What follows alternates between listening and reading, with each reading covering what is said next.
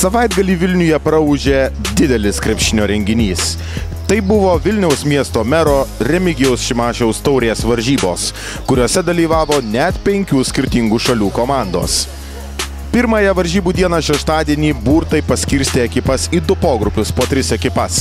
Viename pogrupyje žaidė Lenkijos Sopoto, Ukrainos Kijevo bei Vilniaus krepšinio lygos rinktinės. Tuo tarpu kitoje grupėje santykius aiškinosi Kauno KKL komanda, Danijos Kopenhagos atstovai ir Latvijos Rygos žaidėjai.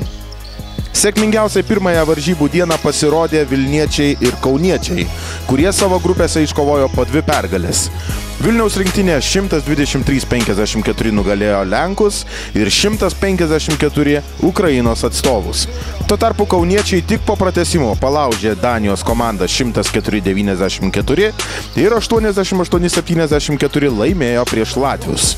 Tokiu būdu laimėję pogrupio varžybas, šios 2 komandos pateko į didįjį čempionato finalą, kuris jau vyko sekmadienį. Žemesnės pozicijas užėmusios ekipos žaidė dėl mažosios arba challenge taurės.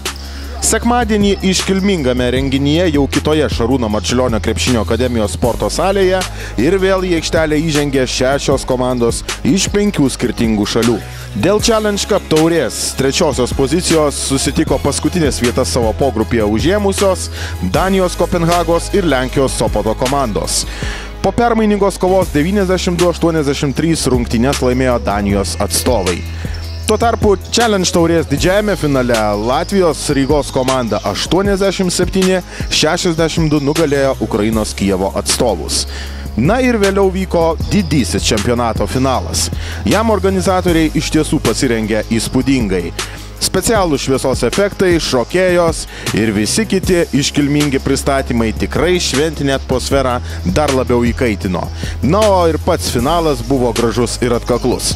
Jį 87–82 laimėjo VKL rinktinė, antroje vietoje palikdama Kauno Švyturio krepšinio lygos komandą.